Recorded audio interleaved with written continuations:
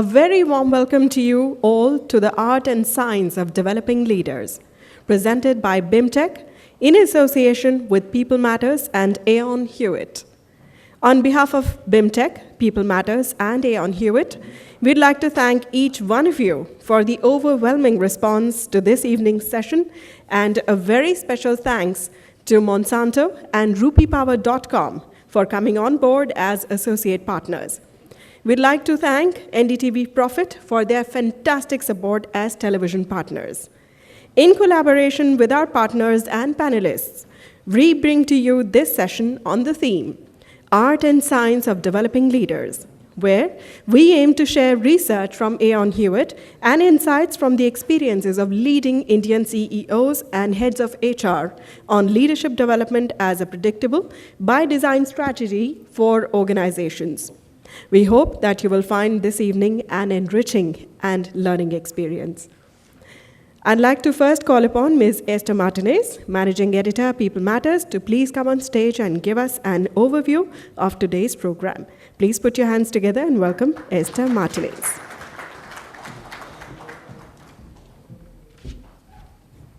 Thank you, Mandip.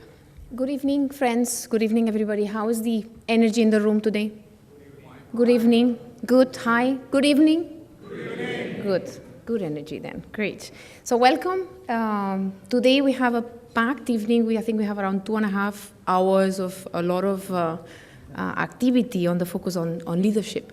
So leadership is really a matter of supreme importance for each one of us, irrespective of our professions. The quality of our leaders, their vision, their leadership insights can really multiply the collective efforts. And we have seen that people like Steve Jobs have demonstrated leadership can actually be a key multiplier.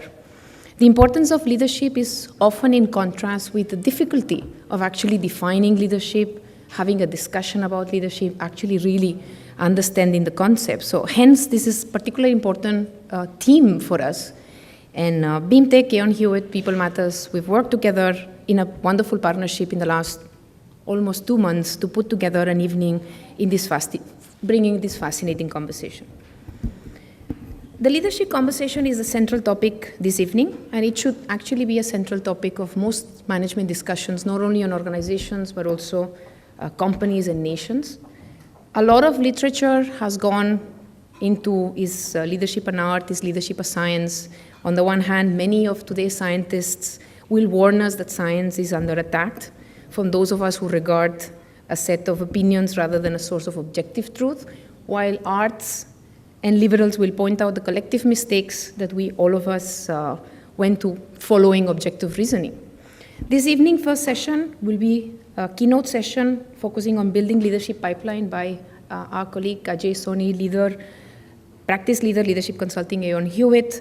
This is a very, very special session focused on the research on leadership development, top companies for leaders, in partnership with Fortune Magazine and the RBL Group.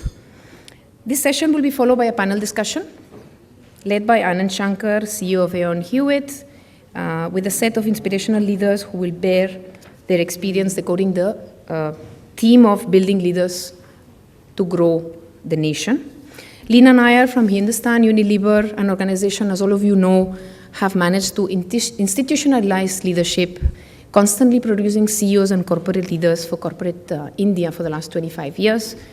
Dr. Anil Khandelwal, chairperson of the advisory group of HR issues in the public sector Vans, and also former CMD of Bank of Baroda, the man who dared to lead and transform one of the largest public sector banks with his belief on the power of intangibles. Rajiv Dubey from Mahindra, an organization that has kept innovating, engaging young leaders and giving them more and more challenging assignments. And finally, Dee Narayan from Monsanto, an organization that has created a transformation in leadership development, looking at realigning ideas and customizing skill sets to help their people serve millions of farmers in an ever-demanding agricultural environment.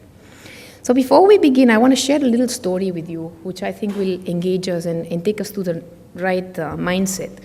Robert Wilson was the founding director of Fermi National Accelerator Laboratory. It's called Fermi Lab. It was US Department of Energy. The vision is to work with industrialists and really look at developing breakthrough research, to translate that into applications that will really help the nation's wealth and security. So Wilson was not only a leading physicist, but also an accomplished sculptor. So he designed the laboratory himself, embodiment of the aesthetics of science, in the belief that the way science describes nature is based on aesthetics decisions. So he modeled the building on the proportions of the Beauvais Cathedral in France. Wilson admired the community of medieval cathedral builders and compared them to the community of physicists. He's saying both are daring innovators, both are fiercely competitive, and both have national identity and yet a global mindset. So the cathedral builders themselves, recognized as technically oriented, one of their slogans was ars sin essentia nihil est. That is, art without science is nothing. Perhaps science and art are not so different after all. So we invite you all to enjoy the evening and join the conversation. Thank you.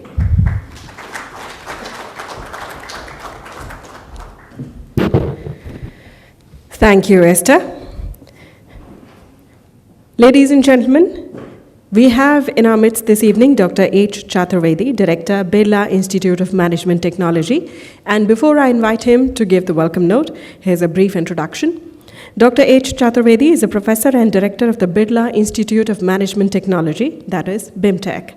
He has more than 3 decades of experience in teaching, research, and academic administration. As former director of All India Council for Technical Education, New Delhi, he has been associated with formulation of policies, planning, regulation, and control of management education, as well as other disciplines under technical education. Dr. Chaturvedi has been instrumental in defining the concept of Education Promotion Society for India. He is also a board member of several business schools, engineering colleges, universities, companies, and NGOs. Dr. Chaturvedi obtained his master's degree in commerce and a doctorate in business management from the University of Agra. Please put your hands together and welcome Dr. Chaturvedi.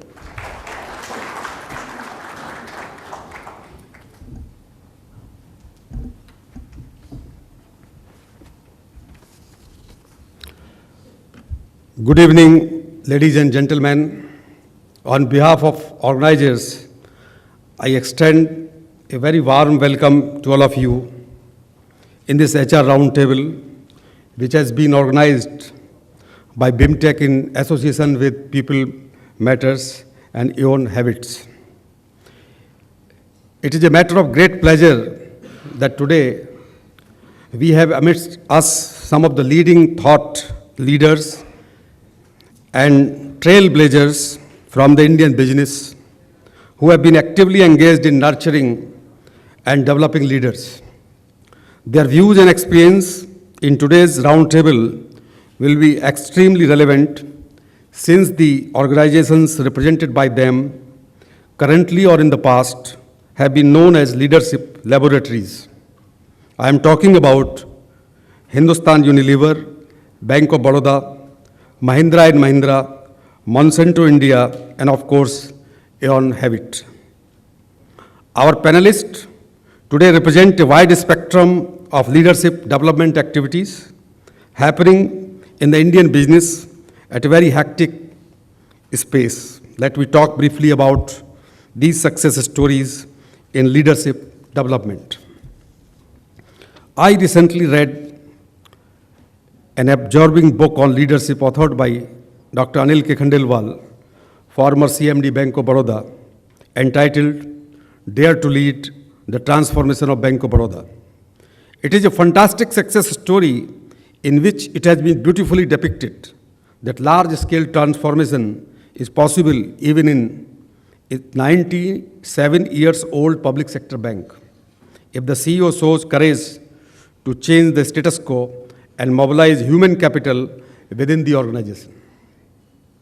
In Dr. Khandelwal's book, there is an interesting chapter, My Leadership Code. In this chapter, there are good mantras about leadership developments, like 2 C's of leadership: credibility and courage. Identify the great among the good. reflection is key to effective leadership, etc. We are very excited to hear about the rich experience of Dr. Khandelwal today in the round table. Among the esteemed panelists is Ms. Leena Nair, Executive Director, Hindustan Unilever, who is also spearheading a unique leadership development experiment in her company. Recently, the Hindu Business Line had published her extensive interview titled HUL's School for Leadership. She said in this interview, the core principle that building leaders is everyone's responsibility stays. These core beliefs have been in this company for the last 75 years. The belief that from day one, anyone who walks into this company has the potential to be a leader, and every leader in the company has to help build that person. That is really well understood and makes all the difference. This is something very unique, and we look forward to hear more and more from Ms. Nair. Mr. Rajiv Dubey, President, Group HR and Aftermarket Share, Mahindra & Mahindra, is another esteemed member of the round table.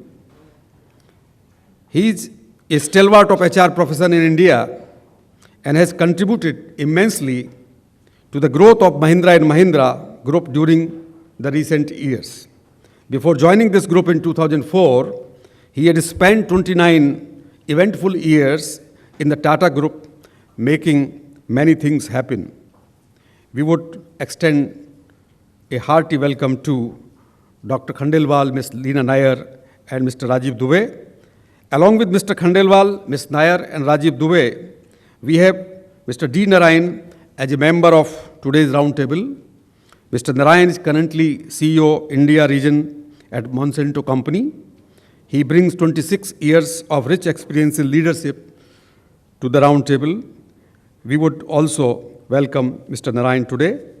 In this HR roundtable, we are also fortunate to have People Matters as our esteemed partner. Its editor, Ms. Esther Martinez, is a well-known media personality in India, although she belongs originally from Spain. Because of the very thoughtful interventions, discourses, and debates initiated by the People Matters in a relatively short span of 20 months, it has achieved a very respectful place in the Indian business media. Welcome to Ms. Esther Martinez on behalf of BIMTech for making the HR Roundtable a fruitful exercise for industry leaders.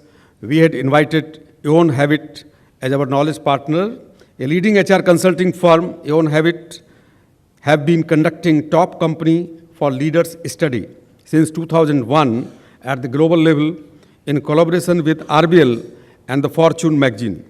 Today, Mr. Ajay Soni, practice leader, leadership consulting, Eon Habit, Asia Pacific, is going to make a presentation before the formal roundtable session starts. Mr. Anand Shankar, CEO, Eon Habit, India, is moderating the roundtable. We are grateful to Mr. Soni and Mr. Shankar, both well-known experts from Eon Habit, for their lending their considerable support to today's program. Friends, leadership development is a vast subject. Research is being conducted worldwide in universities, B schools, and in corporates are enriching the ever-expanding knowledge about how leaders are nurtured and developed. I would like to refer only two recent researches which are India-specific. Last year, the Harvard Business Press published a fascinating research done by 4 professors of Wharton, which Peter Capelli, Harbir Singh, Jitendra Singh, and Michael Osim. The title of their book is The India Way, How India's Top Business Leaders Are Revolutionizing Management. They had interviewed 105 Indian CEOs from 98 companies during 2007-2009. Authors of The India Way have attempted to define how Indian CEOs lead their organizations and develop leaders. According to them, the India Way is characterized by 4 principal practices. Holistic employee engagement, the improvisation and adaptability of managers, creative value delivery to customers, and a sense of brand mission and purpose. Another interesting research work is titled A New Terrain of Leadership Development, an Indian Perspective. It is authored by Meena Suri Wilson and Ellen Van Vassor from Center for Creative Leadership, CLL, Asia Pacific. They have used LOE, Lessons of Experience, methodology of CCL, USA, to conduct research studies in India, Singapore, and China to find out how leadership is learned and developed in Asian companies. According to the CCL study, Indian companies can use the 65-30 5-thumb rule for developing leadership talent. That is, companies should provide a mix of 65% of challenging assignments, 30% of development relationships, and 5% of coursework and training to emerging leaders. For companies that want to unlock leadership potential, giving challenging assignments to potential leaders is central to learning to lead effectively. Developmental relationships and to a lesser extent coursework and training also contribute to leadership development. As a responsible business school at BIMTech, we have been emphasizing need of developing ethical global leaders, livened by our credo, excellence with values. We are of the opinion that developing leadership in any organization means understanding the gene code of leadership in that organization, then building a framework for the selection and identification of most suitable candidates for future leadership roles. These future leaders will require right kind of exposure, experience, and training to take up challenging roles in the organization. It means every organization will have to make leadership development a way of life. I am delighted to see a galaxy of corporate leaders assembled here to participate in the HR Roundtable. Ladies and gentlemen, a very hearty welcome to all of you to the HR Roundtable. Thank you.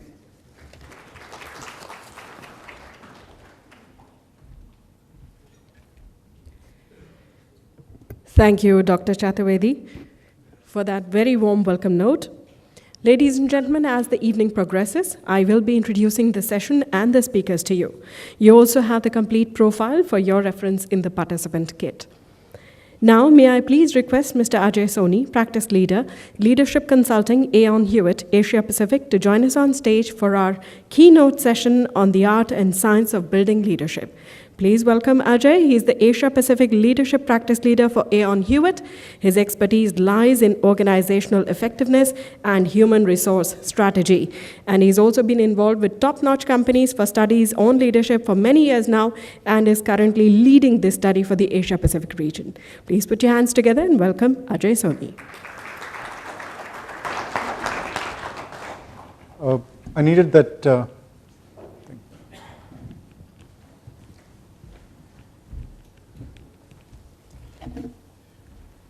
Okay. A very warm welcome to all of you.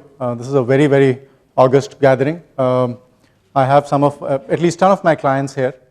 There is a lot of things that I've learned over the last 11 years of consulting with Aon Hewitt with some of these clients. And so I will be actually putting this back in terms of my learnings that I have done over past 11 years to this wider audience. Also, we invest significantly into research, Aon Hewitt as an organization. We have 2 flagship researches, Top Company for Leaders Research. We have, since the year 2000, done 6 such researches. And also we do another flagship research called Best Employer Study. So those are the 2 big researches, and the outcomes of that is what I'll be sharing with you. Before I launch into, some reason it's not moving.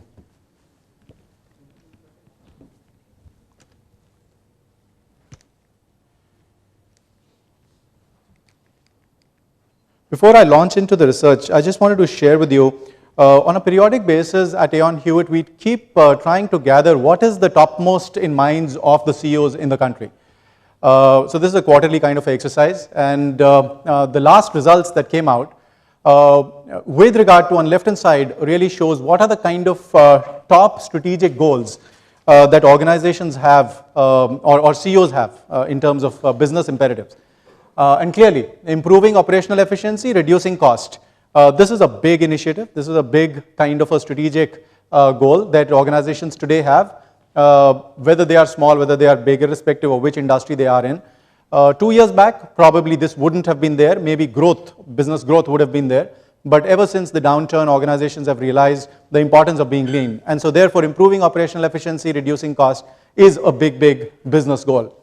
However, the second biggest priority for CEOs in India today, last quarter, is developing leadership pipeline. And therefore, the pertinent kind of topic for today, really with all of you.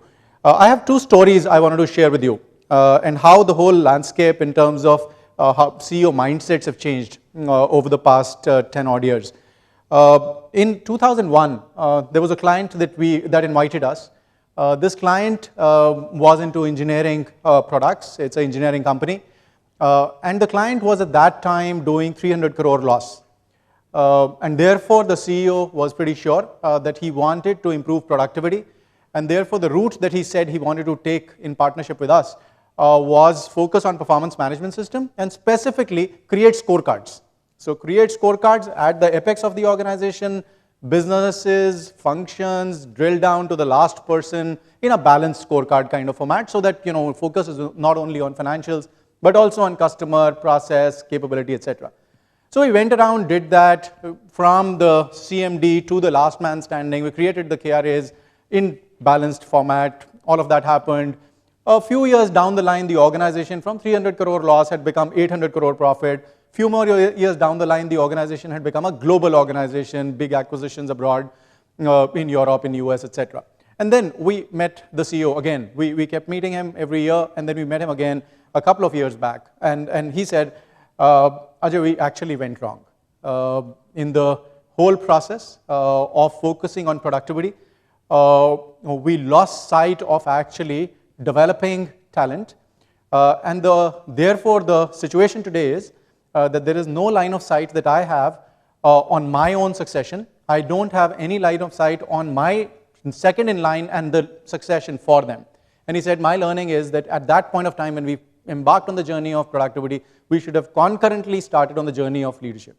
And so that's where what I wanted to point out was it is a business priority that organizations are talking about. It is a big, big kind of HR priority. CHRs, Chief of Human Resources across the organizations are saying number one priority for them today is developing leadership pipeline as a focus area. And if you look at 3 years kind of horizon, still it is among the top 3 priorities.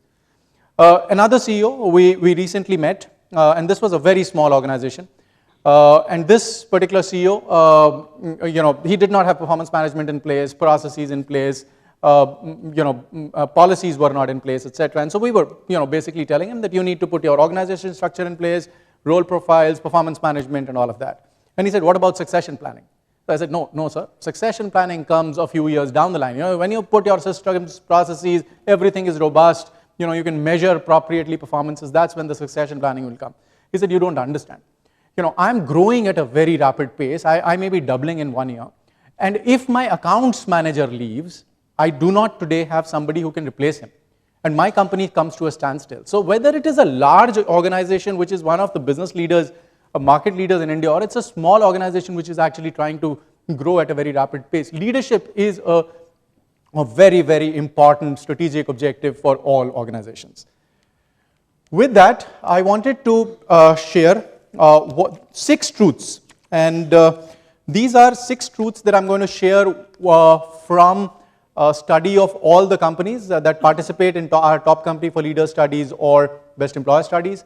And therefore, some of these truths may make sense to your context and some of them may not make sense to your context. And therefore, accept what works for you, reject what doesn't work for you. I think it would be a very worthwhile kind of use of our time if there is one thing that you can go back and you decide to execute out of the 6 things that I'll talk about. So first thing that I want to talk about is top companies have a strategic focus towards leadership. And I talked about 2 stories about, there being big business priority. So that's one point I wanted to make.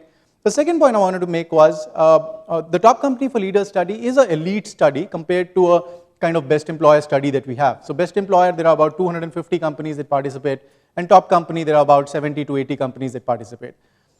This year around, out of the 70 companies, there were 38 finalists. So we shortlisted some of the companies to go and actually audit in their organization actual systems and processes that are there. And in all 38 companies, we got time with CEOs ranging from 1 hour to 2 hours individually. There was no exception. Every CEO wanted to spend with us time to actually talk about how they are grappling with this whole issue of leadership development. That's the kind of focus leaders are taking on it. It's no longer a HR agenda. It is really a CEO agenda.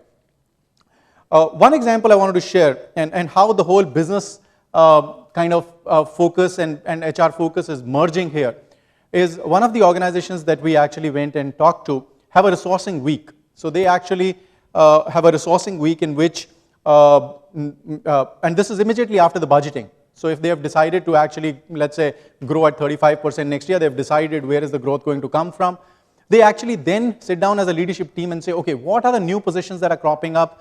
Who are the people who are, who've moved out? And therefore, what are the kind of successions we need to plan? And there, the whole discussion on one end is around business, and therefore the whole strategic focus from that end. And on the other end is about careers for people. To say, okay, now if this person is whom you want in this particular position, where will this individual go 5 years from there into the next job and all of that? So there is a kind of focus which is coming from both business side as well as HR side or the softer side of it. So that's the first piece kind of learning that we have. The second is that assessment of leadership effectiveness fuels the leadership development initiative. So one of the sayings that all of you would have heard is what gets measured gets done, or what gets measured improves. And therefore, what we've seen in Top Company for Leaders is that these companies are very, very ruthless in measuring their own performances on developing leaders. So a company may coin a kind of an index called a leadership cover. And what is a leadership cover? A leadership cover is if there are, let's say, 100 or 120 critical positions in my organization, what is the drop dead scenario? How many of those positions can be filled in next 24 hours if somebody drops dead? And one of the companies I work with has a target of 120%. So for every position, there should be at least 1.2 people who are ready to step in tomorrow. And that's the kind of metric they use to check how effective is their leadership development. Another company that I met during the study has a leadership index, and that leadership index has about 5 or 6 things that they measure as a part of that leadership index, which is how engaged is leadership team itself. So employee engagement is a very important metric for my organization. Now, clearly, employee engagement insights and data shows is a function of leadership engagement. How much engaged is the top leadership, and that drives the employee engagement. So one of the metrics they track and they measure is leadership engagement as a part of leadership index. The second metric is leadership 360. So they do a 360 as a part of their ritual, and as a part, it's almost like a religion.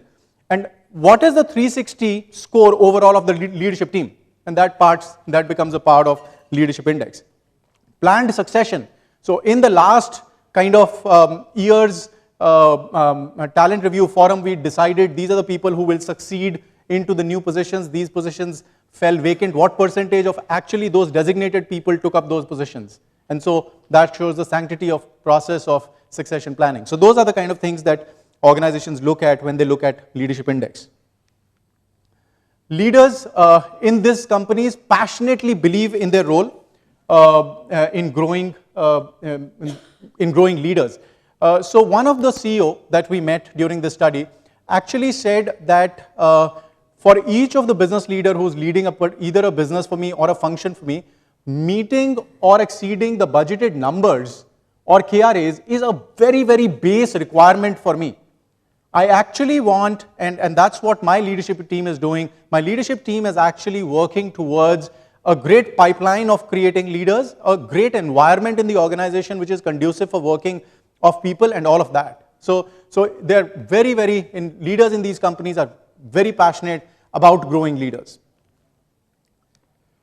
Talent is more often built than brought, 75% internal, 25% external.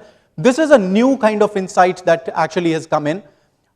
Till about 2008, the whole focus across the globe, not only in India, the whole focus across the globe was in 100% talent coming from within. However, this is a trend that we saw from the last study saying, no, actually we are going to have a mix of 75% internal people and 25% external. And it is not a fait accompli that we tried to get 100% of people from inside, but we had to buy from 25%. These companies are strategically saying, we do want 25% talent to come from outside.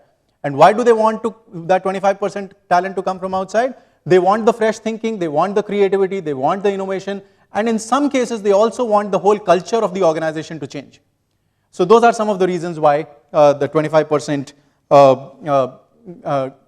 people, critical positions, etc., need to get fulfilled from outside. The next is the organization practices reinforce desired leadership behaviors and competencies. Historically, leadership development was ensconced as a part of learning and development function within HR. No longer. Leadership development has actually become the center stage for all HR functions. Whether it is performance management system, it has a linkage to leadership development. Whether it's succession planning, that has a linkage to leadership development. Whether it's learning and development, that has a linkage to leadership development. So leadership development is actually taking the center stage. The recruitment, you are recruiting in a manner that people display leadership competencies. So a lot of that is what is happening. And finally, the sixth truth, which has come out as insights from our top company for leaders study, is that the key talent is built through experience, through exposure, through feedback and stretch. And there are many, many interesting trends that we are seeing. And one of the trends that we are seeing is that organizations are using action learning projects as big tool of development of their future leaders. So they are saying there are certain stretch assignments that will be given, very, very strategic projects will be given to future leaders, and those becomes the way of growing and grooming for future leaders. Job rotations. Job rotation is a big tool being used by organizations for developing people, throwing them into unknown areas. There are organizations who actually take their people and put them in other organizations for 3 to 4 months. And they say, okay, let's see how these people are able to perform in completely alien situation, not even my organization, it's somebody else's organization. The individual goes and looks at that, and maybe that's the way creativity and innovation actually gets into the organization. And then there are organizations in which there are ways where different organizations are coming together and saying, let us bring in our top leadership and let us bring in our high potential pool all together and let our senior leadership come and share each other's organizational experiences to groom and grow talent. So those are the 6 kind of truths that come out of our top company for leaders research. What I'm going to do is, for the paucity of time, I'm going to dwell a little deeper into 3 of them, not all of them. But before I go there, what I'd like you to do is, there is a questionnaire which should be there in the decks that you got. And if you can just spend 5 minutes to rate your organizations on current where you are on the leadership development journey, on the leadership practices, and rate them on a 4-point scale. So just take 5 minutes to do that, please.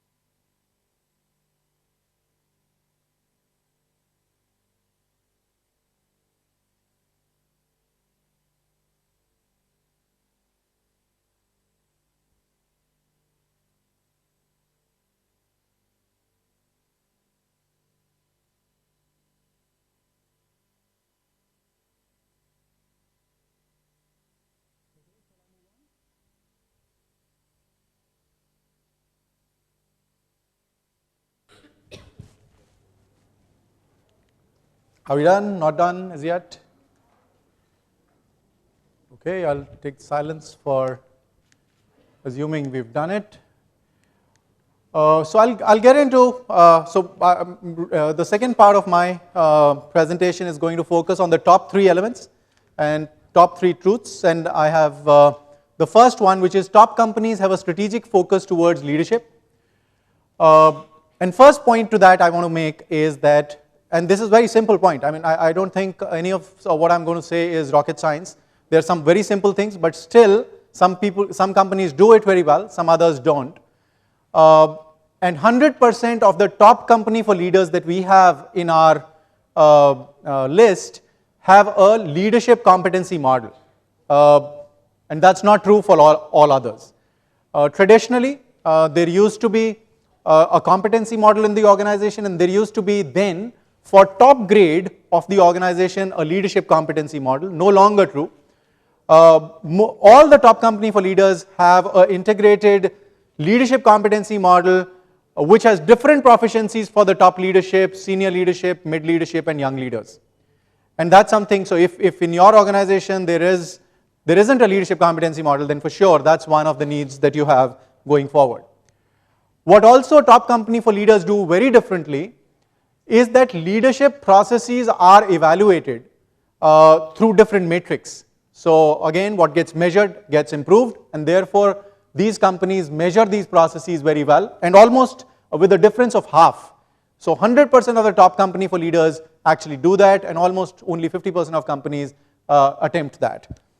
And what do they do differently? The top company for leaders measure number of training days as a very elementary measure, but they also measure what is the kind of L&D spent, what is the participant evaluation post the training, assessment of learning, evaluation of behavior change, improved business results from all of that, and those are some of the matrices that they measure.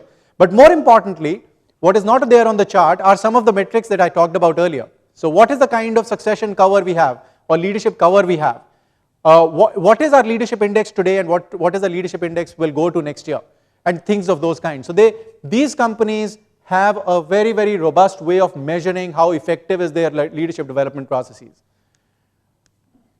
These companies have a very robust leadership strategy, and this leadership strategy emanates from the business strategy.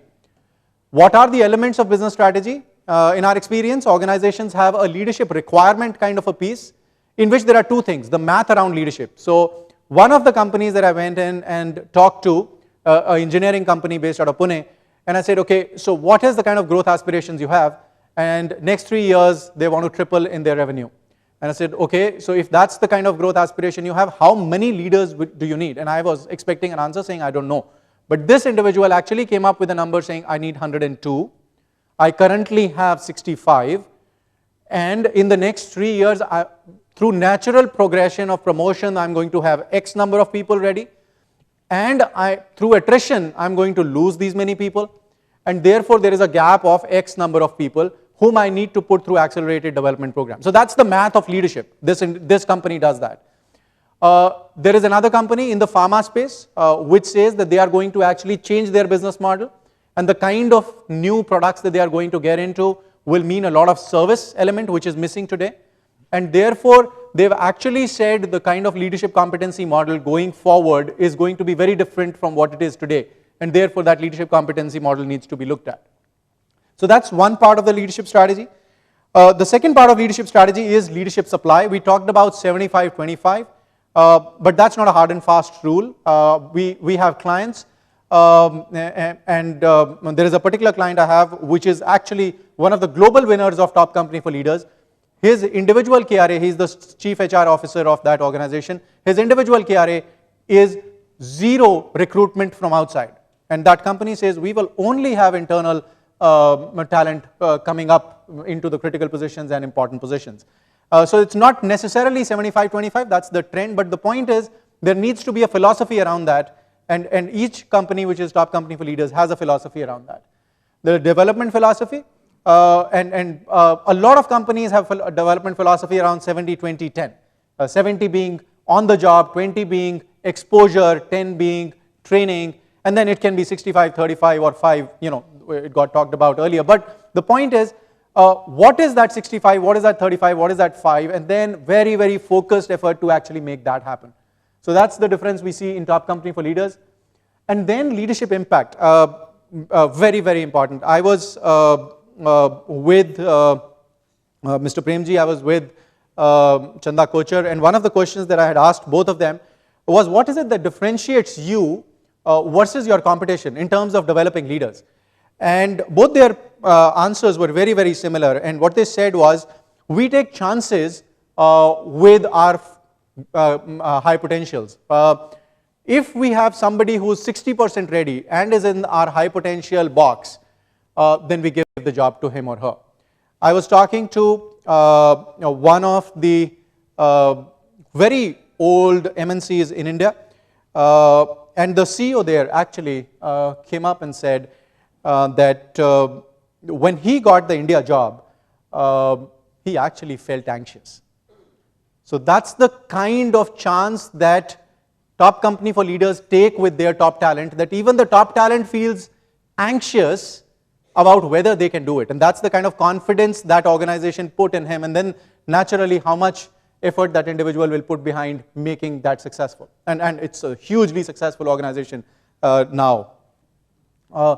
Varied experiences, again, all the CEOs that we met, and we met 38 CEOs as a part of this very stringent exercise. And one of the questions we asked them is, what is it that has made a difference to you in your career? Biggest difference, has it been mentoring, has it been coaching, has it been leadership, Harvard programs that you've gone to? What is the biggest difference that has been made to your career? And ladies and gentlemen, almost 38 out of 38 have said the first thing that they've started to speak is that I've had varied experiences in my job. I've been thrown from a retail bank to a wholesale bank to an insurance company. If I'm a banking financial institution, if I'm if I'm in a manufacturing setup, I've gone from a finance function to a HR function to a manufacturing function, and so on and so forth. So job rotation, and different organizations have different philosophies around that. If you look at Procter & Gamble, there the job rotation means within a function you would move various departments. If you are in Hindustan Unilever, at least traditionally it used to mean moving across different functions, and a brand manager actually moving into HR and the other way around.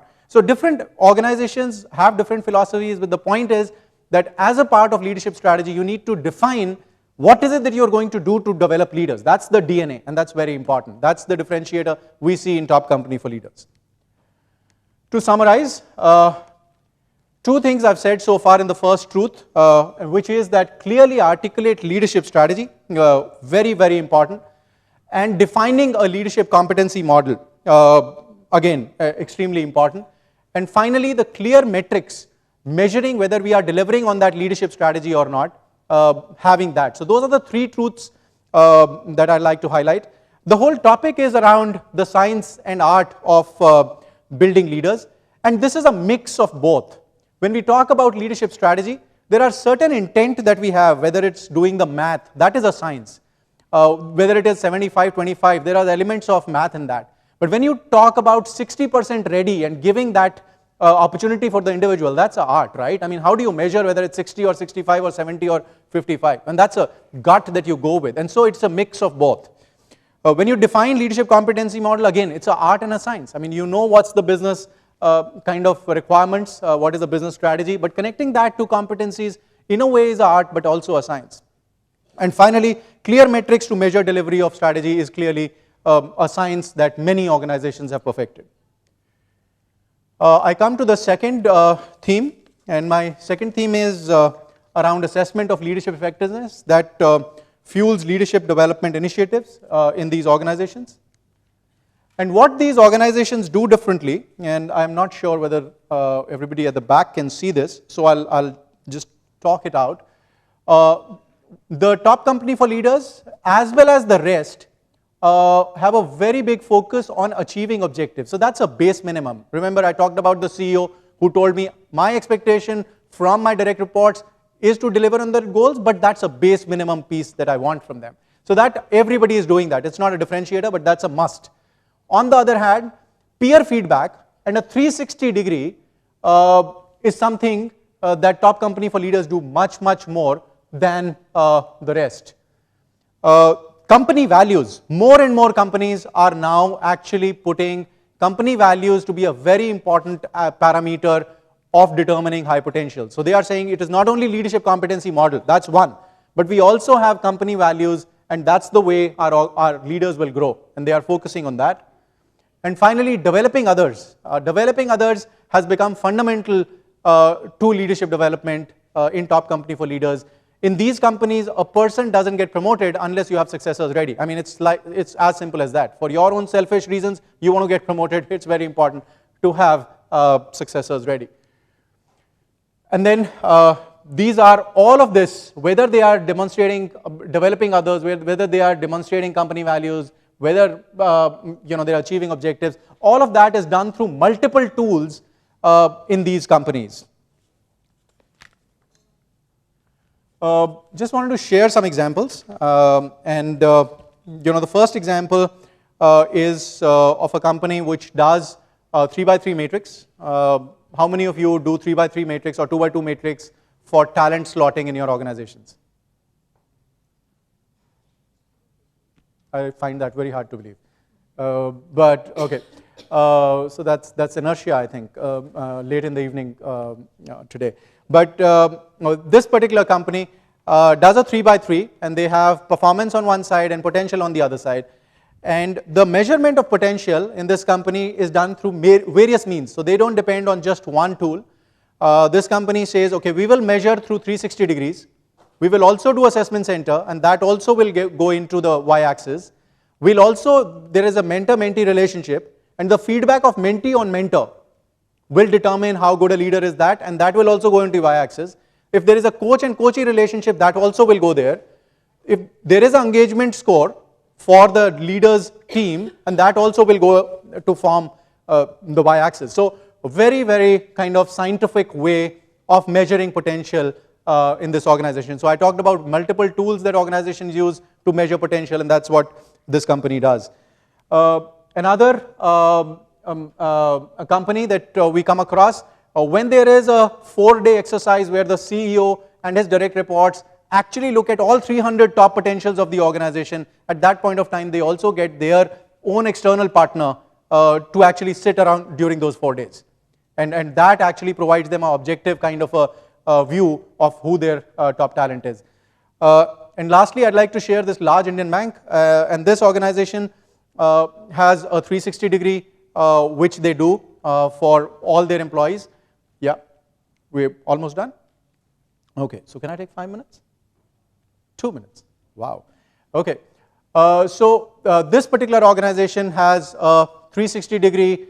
However, when the discussion around top potential happens in the organization at the top team, they completely forget about the 360 feedback. So it's a starting point. The 360 is a great starting point in the talent review forum. However, as they get into discussions, what becomes much more paramount is the managerial judgment. So having said that, I'll skip a few slides because paucity of time. And what I wanted to say here, the two next things are that any company which is wanting to produce leaders, one of the must is a 360 degree, and then you can have assessment centers and you can have other kind of measurements, employee engagement, etc., etc. But a base minimum, as I see, and through our study, every company which is a top company for leaders has a 360. And second, use of assessment tools which are appropriate to context and career stage. So tools can be, if you are in a junior kind of a management, then the tools are more around functional competencies and those kind of things. As you move up, leadership competencies, as you move up further, the leadership styles.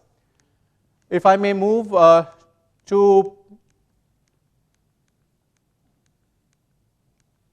my third point, and in the third point I had two learnings which I wanted to share with you.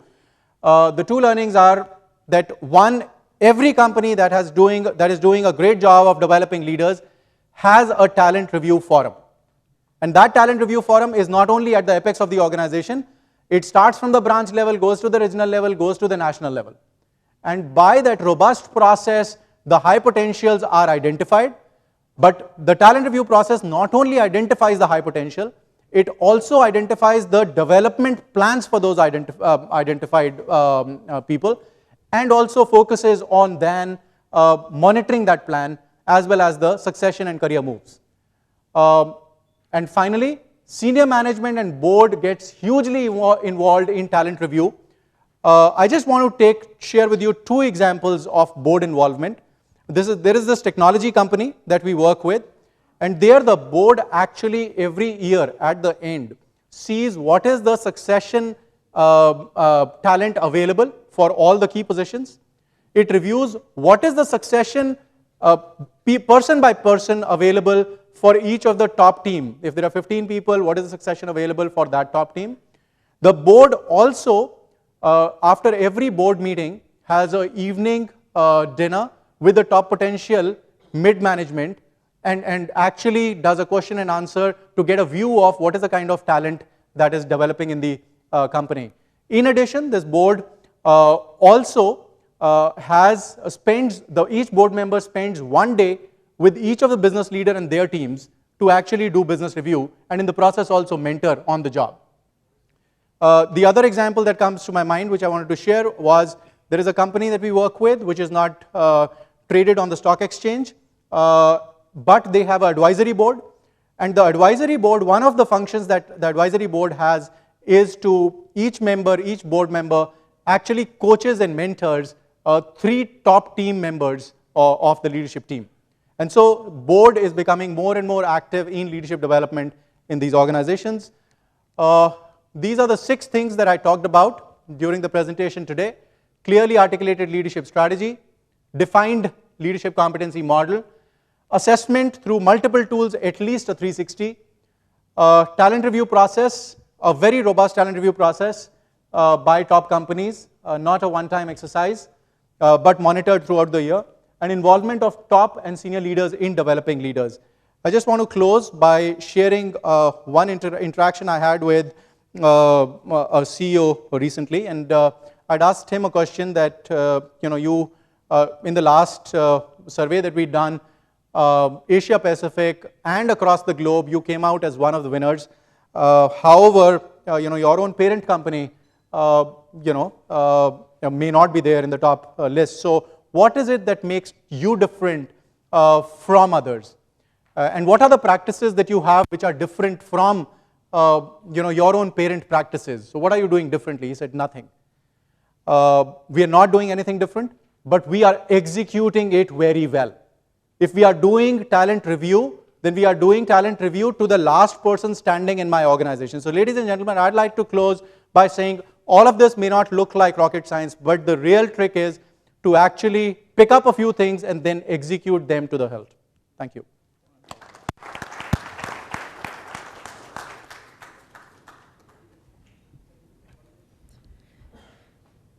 Thank you, Ajay, for such an enlightening and practical session. If I can please request Esther Martinez, Managing Editor, People Matters, to please help me in giving away the memento to Ajay.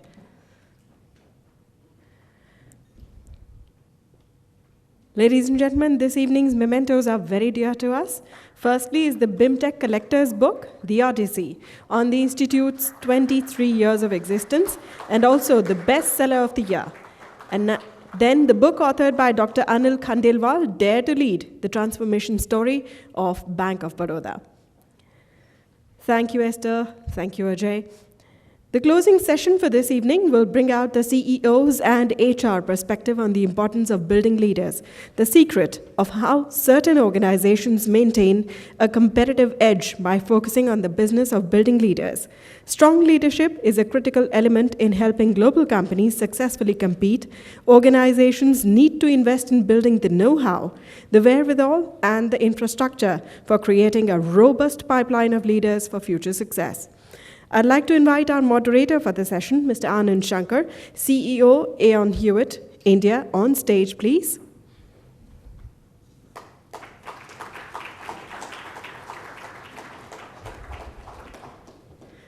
A senior strategist and consultant with over 22 years of experience in professional services and HR consultancy, he leads Aon Hewitt's Asia Pacific growth through strategic sales and account management, besides managing the India consulting business. I'd also like to call upon the rest of the panelists for this session. Please welcome on stage Mr. D. Narayan, India Region Lead, Monsanto.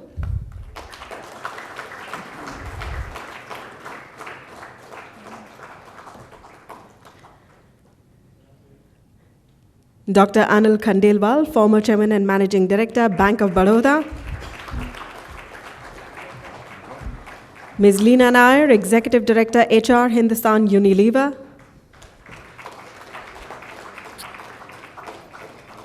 And Mr. Rajiv Dubey, President, Group HR and Aftermarket Sector, Mahindra & Mahindra.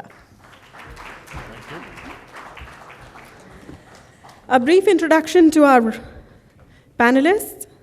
We have with us D. Narayan, India Region Lead, Monsanto. He has spent almost 25 years, including the last 13 at Monsanto, where he has held several leadership positions across functions and geographies. Welcome to the stage.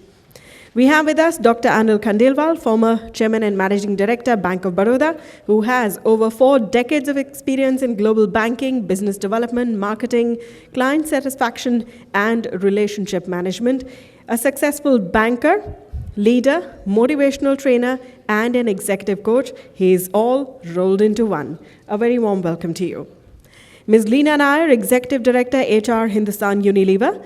She is an alumnus of XLRI and has been with Unilever for the last 16 years in a variety of roles like Employee Relations Manager, Management Development Manager, and Business Partner for the Home and Personal Care business. Warm welcome.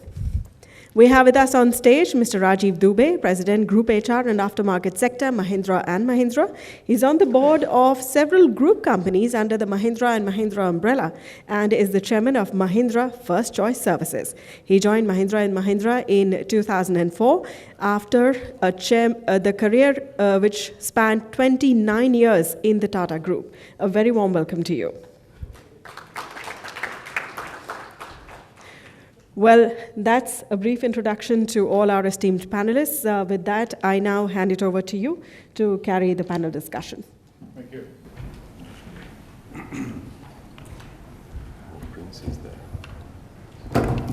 Good evening, everybody. You're still here. Okay. Like Ajay mentioned, there is some inertia that gets built in, but at the end of this, we promise you there's food. And there's some alcoholic beverage, hopefully. So just get through this, and there is a prize at the end. Yeah. The organizers have given us this opportunity to talk a little bit about our experiences, and I find the topic personally to be very intriguing: the art and science of leadership. This is the new spin. A few years ago, we used to talk about, are leaders born or are they created? That was the cliche 10 years ago, and now I think it is, whether it's an art or a science, and like Ajay has demonstrated, and all of us are beginning to believe it's a mix of both. While you were introduced to the panelists, I thought personally that you should know 1 or 2 little nuggets about each of these panelists that you might not otherwise be aware of. Their CVs are there in front of you in the folders for you to read, but these are great personalities, and this panel has been picked with a lot of care. So let me just give you a ringside view or a little nugget about each of these individuals, which you might find very interesting, and then we'll jump right into the discussion about the topic that we have in front of us. Just so that you know how eclectic or how varied the panel is. Narayan is a chartered accountant by qualification. Nobody's perfect, right? And he switched. And he switched from being a chartered accountant to being a business leader. And the one little nuance about him is he's moved 4 continents. He's moved 25 times across these 4 continents as part of his job. And in spite of all these moves, he's still managed to raise a family, still married to the same woman. Yeah? Officially. And yeah, officially, I believe. Okay, you all didn't hear that. And that's a great perspective we're going to get from somebody who runs a global organization that is headquartered outside of India. And that's Monsanto for you. So Narayan's going to bring a very different perspective. Then you have Dr. Anil Khandelwal. Anil needs no introduction. You can pick up a copy of his book. Anil started off, he's from the public sector bank. He was last the chairman and managing director of Bank of Baroda. But what many of you might not know is prior to become CMD, he was running operations for the bank. And prior to running operations for the bank, he was in human resources. And he cut his teeth the toughest way human resources professionals in public sector banks can cut, which is dealing with reasonably interesting unions, one of whom is calling him now, and that too in Calcutta. So here's a man who's moved from HR to operations to being CMD for a bank. And especially in public sector banks, I don't think there was any before him who actually did that, and I don't think any after him, as of now, who's actually had that journey. And so that's going to be a very interesting dynamic that he will bring. Leena Nair. Leena needs no introduction. She's been rated and voted as one of the most powerful women in India in business and otherwise, and so all of you know a lot about her. The perspective that Anil brings is the public sector bank and the public sector overall perspective on leadership, and that's going to be interesting, juxtaposed with Leena's, who works for and has worked for Hindustan Unilever for about 16 years. And the little nugget that you might not know about her is she's a marathoner, and in addition to that is very passionate about playing the keyboards and also Bollywood dancing. Yeah, so Don't get me to do it. yeah, so that's, and she works for, as you all know, Hindustan Unilever, which even though is a global multinational that's headquartered outside of India, for many Indians is an Indian company, right? My dad still believes it's an Indian company that somehow got lost somewhere and became a foreign company. But that's Leena for you with her perspectives. And Rajiv, last but not the least, Rajiv. Leena, an engineer who went into HR. And Rajiv, an engineer, a business head who was MD for Rallis for a very long time. And you might have heard that he's got over 30 or close to 30 years of experience. He started when he was very young. He was 4, and then he moved from business to assuming business plus human resources role. And he works for Mahindra, which is a great brand and a fantastic Indian company with an awesome growth story, which is already global and it's continuing to grow from strength to strength. And Rajiv's perspectives will be different. And the little nugget about him is Rajiv does a lot of fire walking, okay? Not the kind of fire walking that you guys are thinking of, not the handling tension, business decisions and stuff like this. Is real, actually walking on fire. And in addition to that, he also has past life experiences. So I don't know why you find that it's funny. It's true. He's actually visited his past lives. And this is not the euphemism for earlier he was MD of Rallis. And no. This was the previous janam, the past lives that one is talking about, not the past professional lives. Yeah. And anybody who wants to know a little more about that and how he did that and successfully did it, he is available after this panel discussion. So please feel free to reach out to him and talk. Now, straight into the topic. Given this group of very interesting people, what I thought we could do to begin with is get some perspectives. Like I said, there's an indigenous global company, Mahindra, there is Hindustan Unilever, there's public sector, and there is a MNC company that's headquartered outside of India. What I thought we could do to begin with is to get a minute or two from each of the panelists on their view of the topic, which is building and sustaining a leadership brand. So, maybe in no particular order of preference, Narayan, would you like to share with the audience your perspective on the semantics of the topic? What's your take? Yeah. So the way I see it is, and all of you would agree when I say this, the success of an organization depends largely on the people. And you attract good people, you build great leaders. So I clearly see a direct correlation from an organizational success, and long-term consistent success is derived from the quality of leaders that it has. And great leaders attract good people, okay? And at the end of the day, if you ask a leader, what is his legacy that he leaves behind? Is it the organization, or is it the kind of people and the leaders that he leaves behind? He would say it is the people that he has developed. So in my mind, there is a direct correlation between leadership and the people that organization attract. And that's there for everybody to see from the successful organization around the world. Terrific, thanks. Anil, what's your perspective? Yeah, I think when we talk of leadership brand, we need to distinguish between leaders and leadership.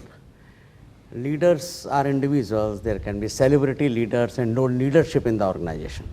So essentially, when we talk of leadership brand, it is that consistently an organization is producing exceptional managers. They have the quality management, and the generation after generation. And I have no hesitation to say Hindustan Lever, I find one that it's a leadership manufacturing industry. I understand they have 100 CEO produced. So I think that's the brand. But let me also share that it's not only, we can never understand leadership brand unless we understand what bad leadership is all about. So we get often fascinated by leadership, leader, very romantic concept.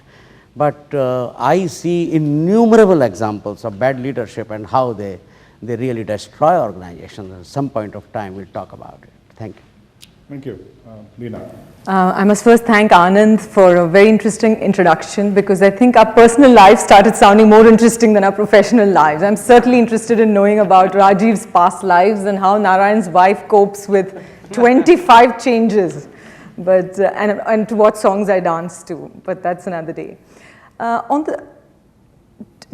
Being a part of HUL, I mean, this is something that is such a core belief in my organization and what I believe in, that a leadership brand is really, really essential to sustain growth. And be it to create the capacity for the future, as you heard both Narayan and Anil speak about, and importantly, to attract other great leaders, because leaders appeal to other leaders to join an organization. And therefore, it becomes very, very important to build that brand. One of the things that strikes me today is that there is such a cry for good leaders, be it in politics, be it in business world. I mean, the latest protest you see in the Wall Street, everyone's wanting to see true leaders who are leading organizations to be ethical, integrity-led businesses, making a difference to consumers, to societies, to customers. There's such a hungry cry and desperate cry to see good leaders and good leadership in action. And therefore, I think at such a time, every organization must aspire to create a brand of leaders which meets the promise that society wants today. Okay, great, thanks. Rajiv? I think there are three questions. One is, what is it that the organization and people who work for that organization, what is it that they're going to create? The second, so this is about purpose. The second one is, how will they create it? So it's about the kind of meaning that comes into the lives of people who work for that organization. How exciting, how boring, how meaningful will it be? And the third is, how capable is the organization and the people in that organization? How capable are they of living that purpose and creating that meaning? So it's these three things which to me are about brand. Obviously, it is about the brand of the organization and the people who make that organization.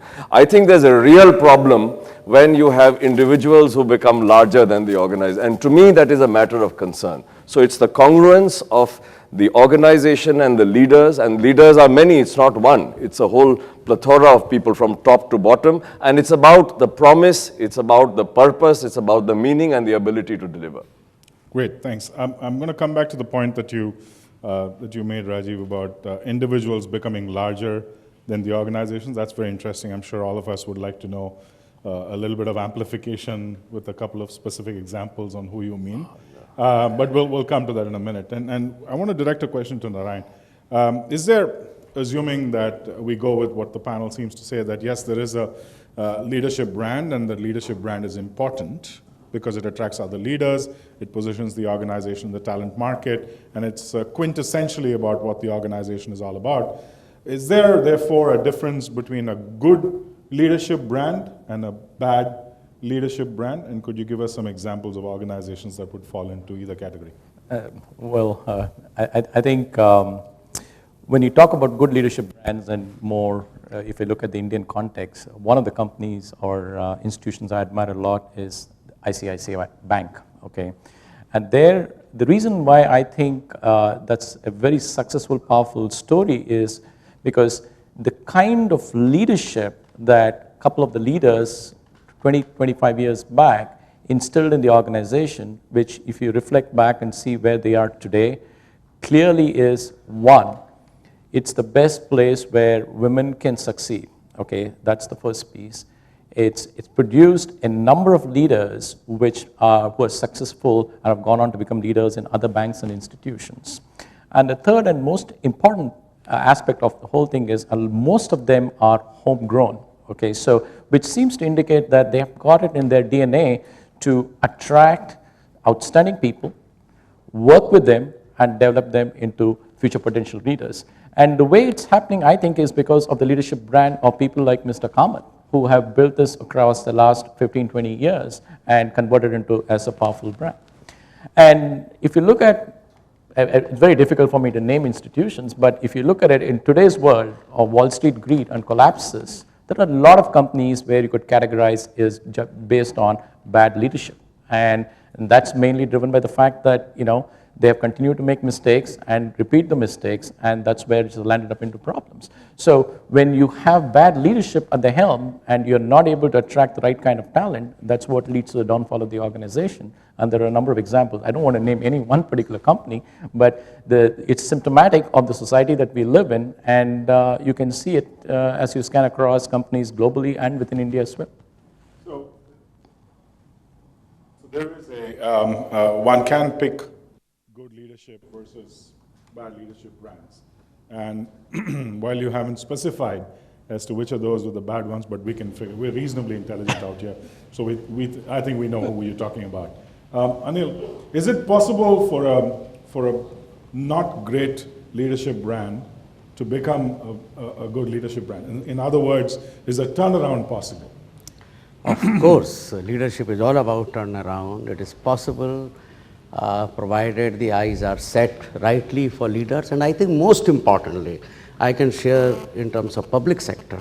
There are very few stories of public sector, but when I look back, look at two leaders come to my mind. One is R.K. Talwar. I don't know whether you remember the great R.K. Talwar, the chairman of State Bank of India in early 70s, who quit his position because there was too much political interference. And the highest level of integrity and the sustenance of the organization through people building. Not much is known, unfortunately, because public sector do not advertise as much as, or they are not being talked about as much as the private and multinationals, because they don't have professional HR people. But great institutions. Second, which comes to my mind, is V. Krishnamurthy, who is currently chairman of Competition Commission, who built BHEL, who built Steel Authority of India. They were the people, the genre of such leaders that look here, without any compensation, without any incentivization, without anything, and with all the 3 C's, CAG, CVC and what have you, how these people have created iconic institutions, great institutions, big institutions. And I have studied some of these people, and I found what exactly they did. One was the highest level of congruence, highest level of integrity, and no greed at all. I think some of these aspects are not talked in leadership because they directly affect governance. I am not too sure, because today there was a time that leaders in this country were paid very low. Today they are being paid in crores, and everything is linked to money. I am not too sure whether we have this genre of leaders in the country today. Thanks. And a couple of interesting points there, Anil, and we'll come back to talk about integrity a little more deeply in a minute. Leena, we understand that leadership brand is critical. We understand that Hindustan Unilever spends a lot of time, resources, and energy on this. But do your customers and your employees really care? Do they really give a toss about whether you have a leadership brand or not? Or are they less concerned about that and more about other priorities like good products and great distribution and all of that? Yeah. Let me take the customer question first. I think without doubt, a customer will first care about how we are partnering them for growth, because that's what they'd like us to do. They'll care about what is the kind of service levels, what's our execution in the marketplace. So certainly they're going to care about that first before being very impressed with HUL has great leaders working for it, because they must see that leadership translate into performance and into execution. And if there is great leadership and if there is a pipeline of good leaders coming through, it must translate into better execution on the field and better feel from a customer about the partnership that he's experiencing to grow his business. So clearly, I don't think it is so much in terms of the leadership brand, but into translation of that brand into reality. And I just want to build on what Narayan said. Narayan said, people are the most important asset of a company. I believe it's not people, it's performing and leading people. So people who are performing and people who are leading really make the difference, and a customer experiences that.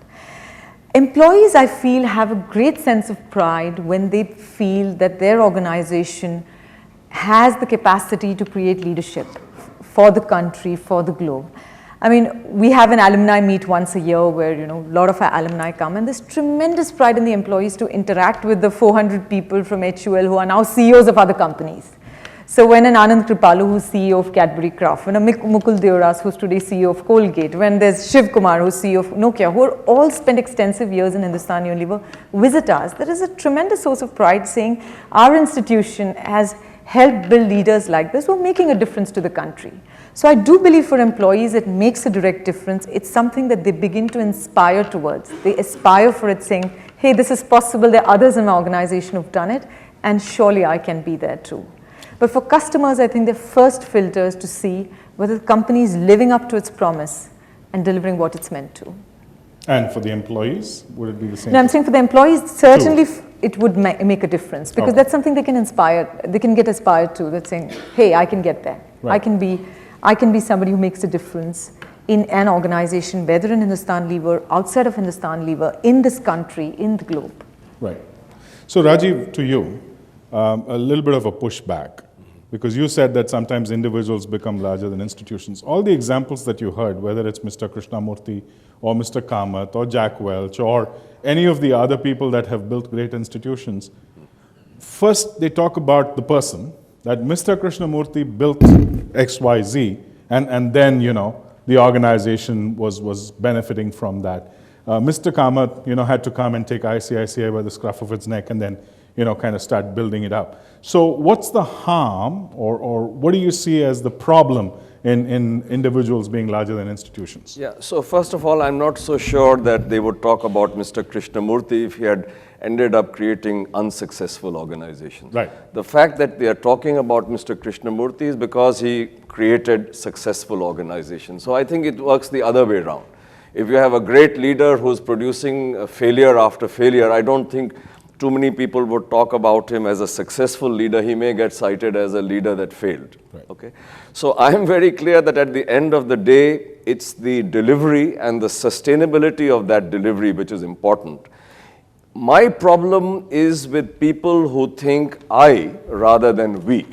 I don't want to take any names, but you meet such people all the time.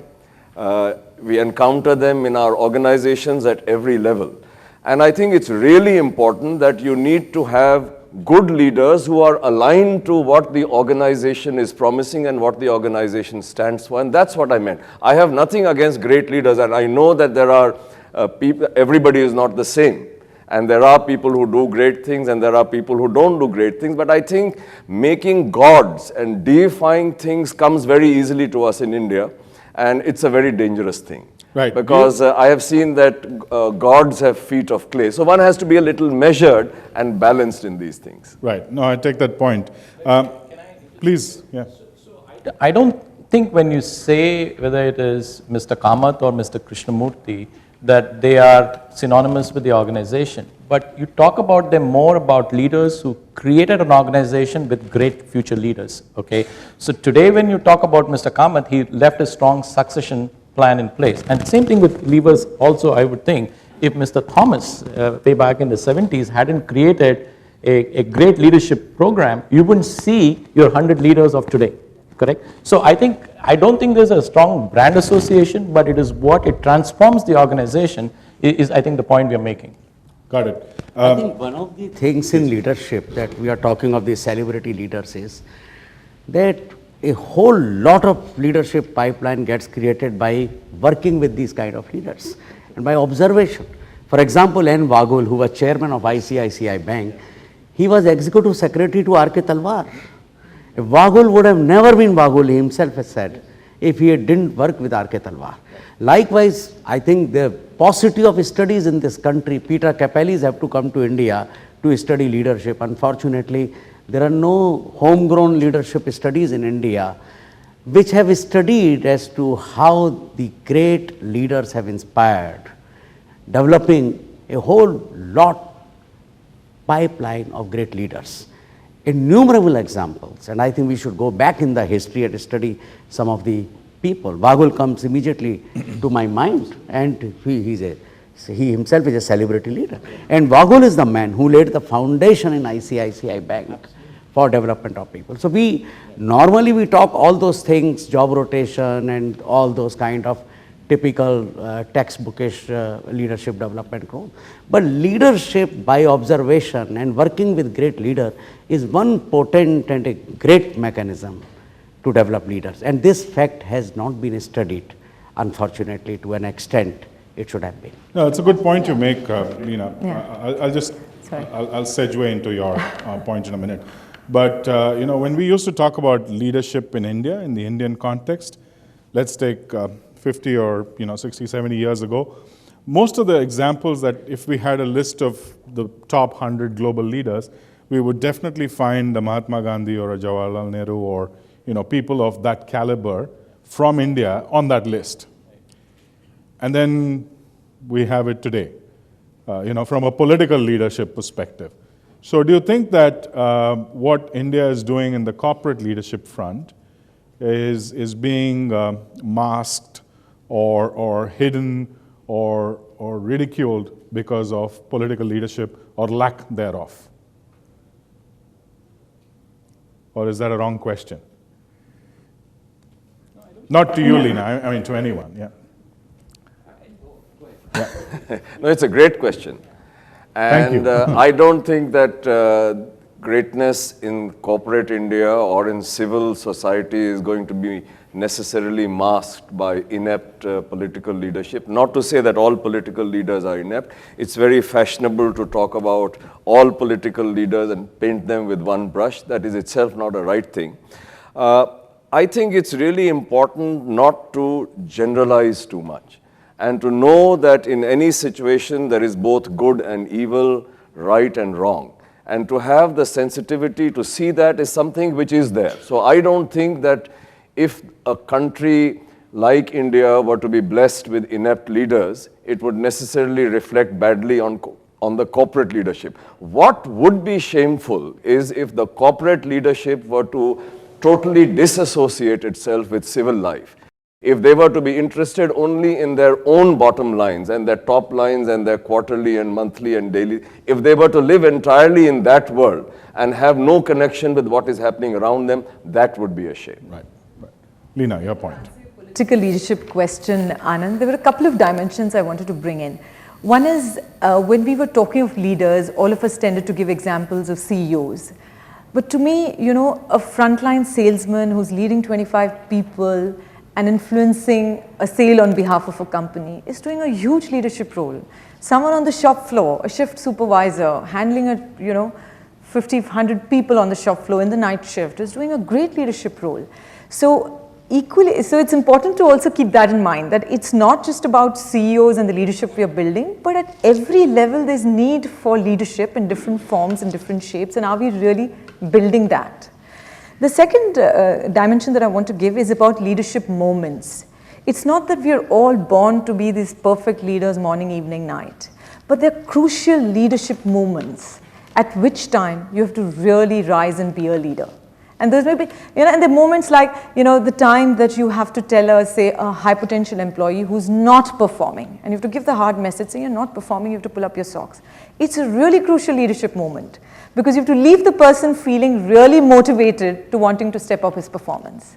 A time that when you are stretching a person, when you're setting goals to stretch that person just enough so that the person doesn't break, but at the same time is really, really quite stretching. How do you handle that conversation? That's a leadership moment. So to me, it's a series of leadership moments, and those who are in leadership jobs, irrespective of whether they're in frontline, whether they're CEOs, how they handle those special moments is really what's critical. Wait, Rajiv, you were going to make a point. I agree with you, because leadership is hierarchy neutral. Unfortunately, media and magazines, anybody who becomes a managing director, they think he's a leader. Expectation is to play leadership role. But in my work life, I have come across people who exercise leadership much below. And I think those are the kind of people who really need to be identified, acknowledged, take them through the separate route. I think this whole business of leadership has been romanticized beyond, I tell you, one's recognition. In some ways, we are doing disservice to the whole business of leadership development. Leaders are born in adversity.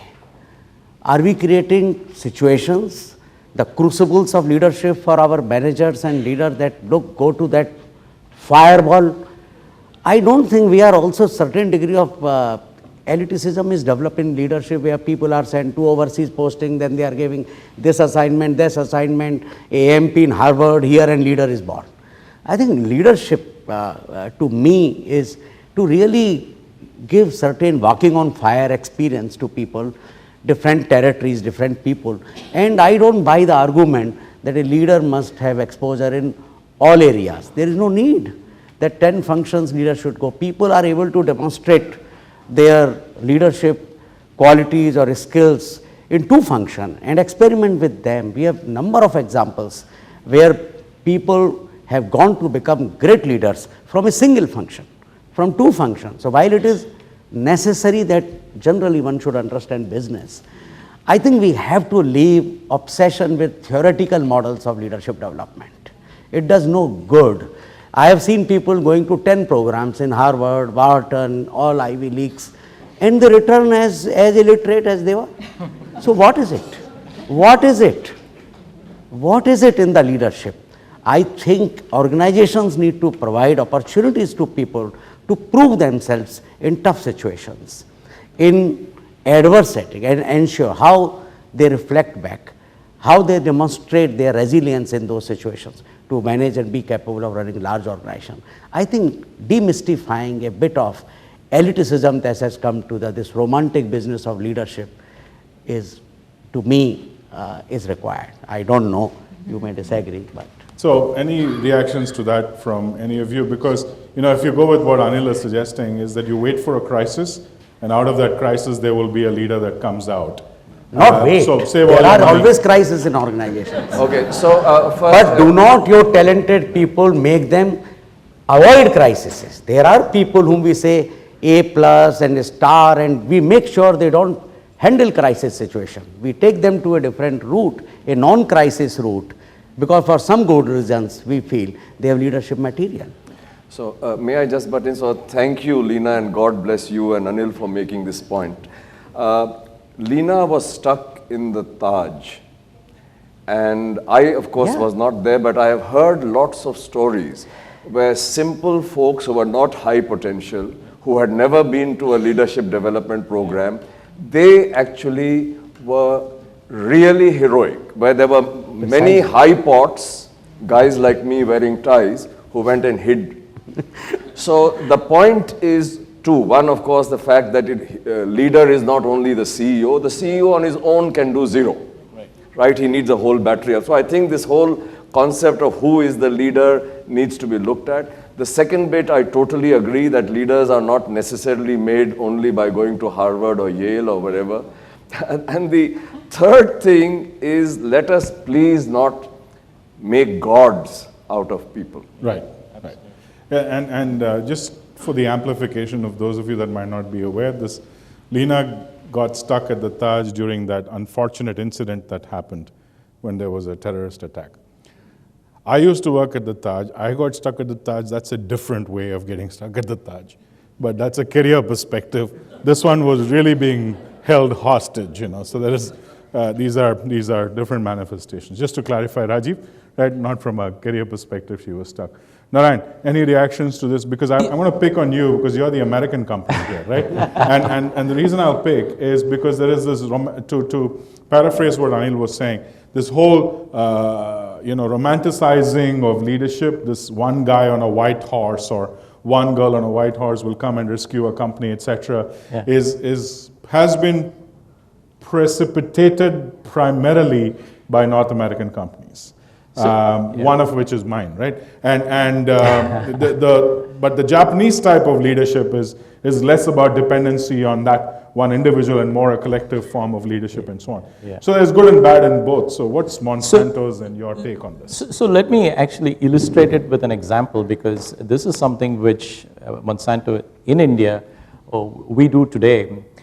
Lina talked about the frontline sales organization, right? In our terminology, we call them territory managers.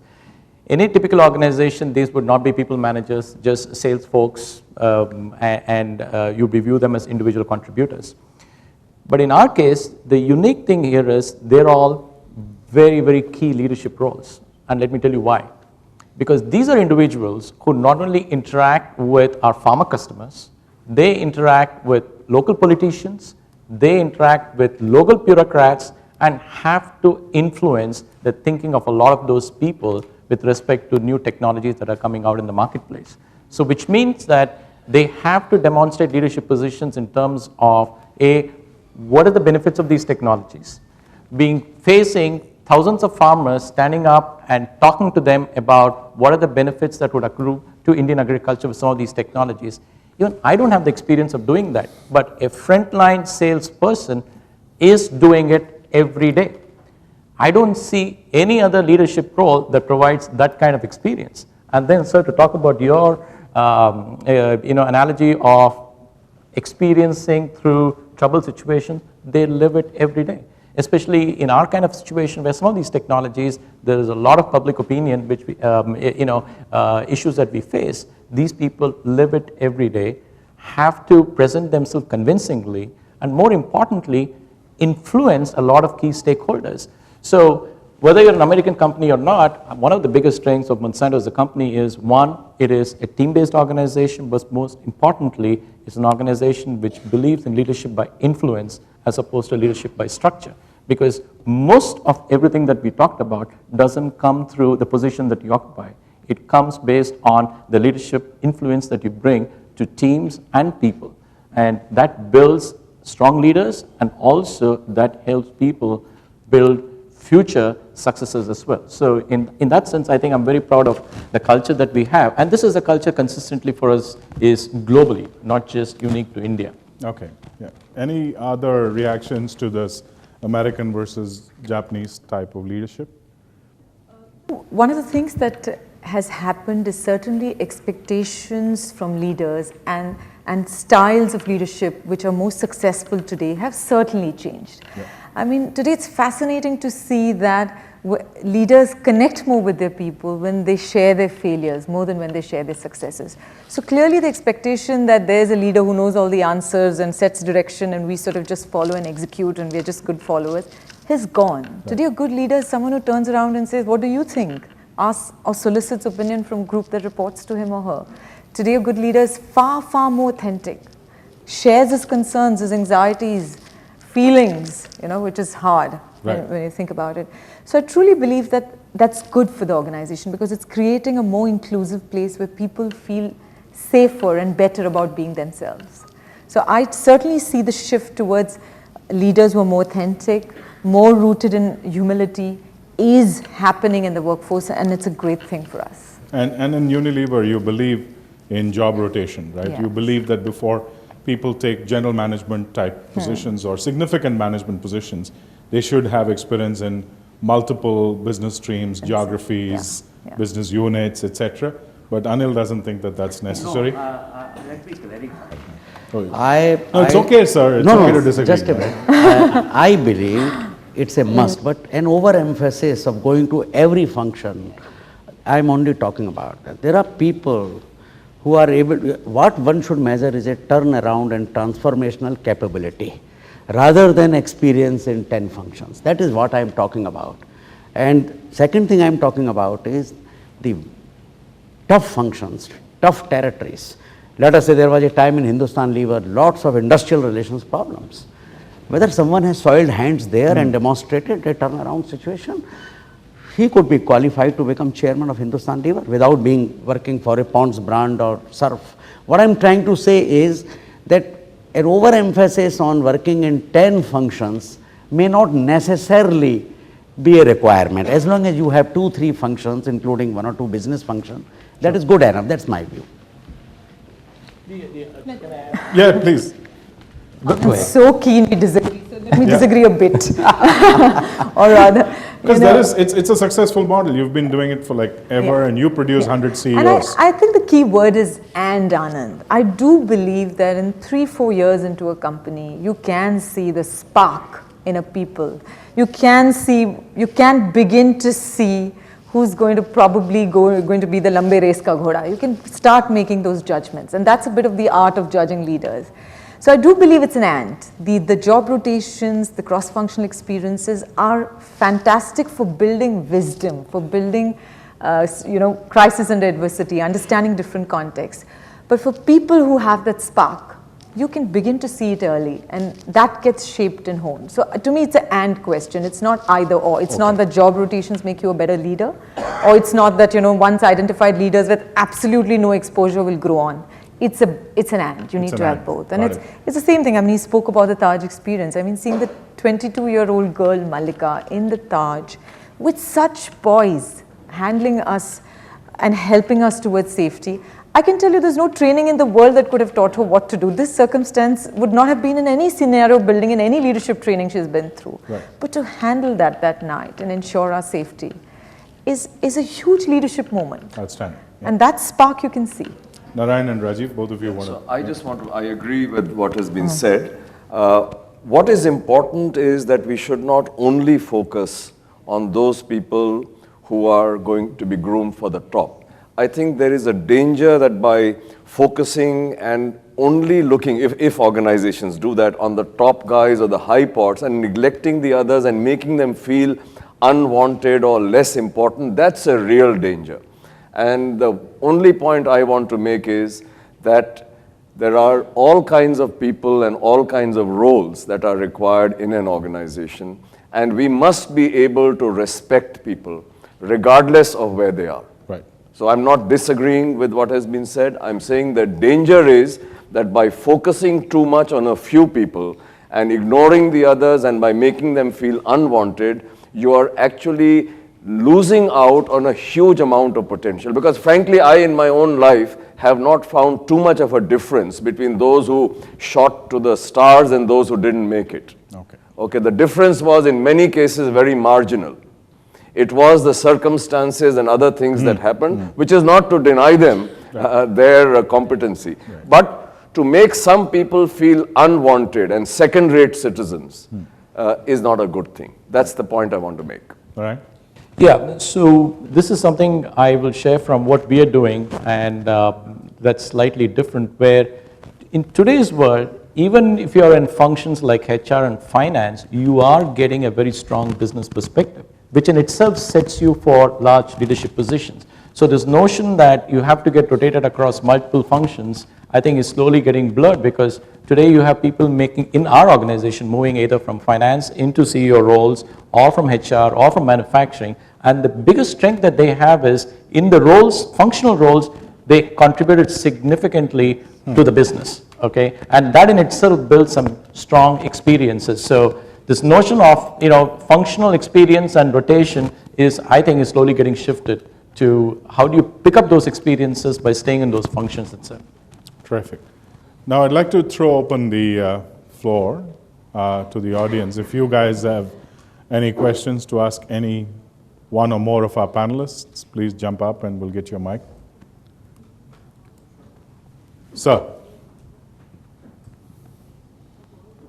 Thank you. I've enjoyed the discussion immensely. I appreciate the insights and for the great paneling and emceeing that's been going on tonight. Let me just pose a question here that may be somewhat controversial. I think we all agree that developing a leadership pipeline is equivalent to having a good succession plan, and that in turn means good corporate governance. And let's say governance in a broader context, not just corporate, but governance in a holistic sense. Now, to what extent do you all believe, and I'm not sure who to address this to specifically, but to what extent is India different? I've seen statistics which say that a multinational in India versus an Indian company in India is not all that different from a governance standpoint. So is there something about the Indian DNA? And therefore, is there something about the Indian leadership style that is very different or very unique versus, say, the American style or the Japanese style? So would you mind if you identified yourself, your name and where you're from? My name is Mahesh Krishnamurthy, Managing Director of Resources Global Professionals. We're a management consulting firm, an American company in India. Thank you. Yeah, there are a few of us around, right? Thanks, Mr. Krishnamurthy. Let me take a first stab at that. I think in terms of succession planning and governance, promoter-led Indian companies are constantly thinking of succession, far more than any other organization. So, with that, I'll turn it over to the panel, that there is a distinction. It's not just any old Indian company versus any old multinational. It's promoter-driven Indian companies, because it's sustainability of the family, it's sustainability of the family's investment, and I think they have succession planning far better entrenched as a core competence than the quote unquote professionally managed companies. Now, whether they pick the right successors or not, etc., is different. But the fact is that they are thinking far more about it than many other companies. Panelists, would you like to react to that? Maybe we'll start with Anil. You have a point of view on governance and overall governance differences between Indian companies and foreign companies. Yeah, Mahesh, if I have understood your question, let me attempt to answer that. I have a very slight experience of working for multinational as chairman of a company for 3 years, and my eyes were opened about multinationals. But please do not mistake me for generalizing. There are great multinational companies. One is that multinationals operating in India, especially the kind of company I headed, I had a view that they have a view about India. One is that there is a preconceived view about India. In terms of profitability, they come prepared that 3 years we are not going to make any profit. And their governance is based on that. They are on rules, regulation, regulatory compliance, everything. But an Indian promoter or entrepreneur is in a hurry to create profit. In that sense, he may have, or their company may have shortcuts to governance, which I find that multinational on one hand have no shortcut to governance, but by design, with my limited experience, I can say that their strategies in human resources and developing people are very, very narrow. Everything comes set from there. They have let us say, a vice president HR, whose job is defined to a particular methodology that he or she is supposed to do this much. Please don't mistake me about great organizations like the one here which has a history of 100 years in India and is known world over. I am talking of a typical multinational, that they are big nations, they want to spend lot of money, prodigal, pay high salary, perfect governance, but poor practices, poor conceptualization of business in India. That is one. Indian corporate, they really know the pulse, how India operates. To give you an example, when a multinational comes, they must necessarily hire another multinational to look for premises and end up paying. I have a personal experience, what is available for 100 rupees a square feet, they are paid 250 rupees a square feet. So, second thing, that if a talent is available, same talent for let us say 30 lakhs per annum, they are willing to pay 60 lakhs. If they will not advertise and get a talent, they will go to a world class firm to recruit, who will charge them. So, there is a distinct, I think, difference, and one can say sometime, at least in India, we think that their basic planning is that we are not going to make profit for first 3 years, while an Indian corporate, Indian entrepreneur, his or her first thing is to make profit in first year itself. And there are issues in governance in both the models. I don't know whether I have answered, but there are plus and minus of both models. There is nothing sacrosanct about multinational. Thanks. That is what I want. We'll get one more perspective and then I'd like to take a few more questions. Is this flickering of the lights asking us to stop? Shut up, enough. Stop, we got to eat, we got to drink. So Yeah, Rajiv. I would like to actually answer a question which you perhaps didn't ask. I think at the level of the nation, there is something that many Asian countries, especially in South Asia, have to learn from, I think, the Western world and maybe from the Far Eastern world. So I don't want to talk about companies because there are companies and companies, and of course there are countries and countries. But if you look generally, governance and standards of, and governance is how well are you structured to deliver the promise that you make. If you take that as the definition of governance, then it's about having a clarity and a robustness of processes and a review process. So if you take that as the definition of governance, certainly at the level of the nation, I think many Asian countries and definitely India, we have a long way to go. Okay. I actually meant it in a deeper sense from a leadership standpoint.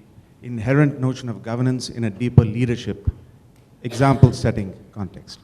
And some of the unique attributes that our leaders in India exhibit vis-a-vis leaders in other parts of the world within a corporate environment. Okay.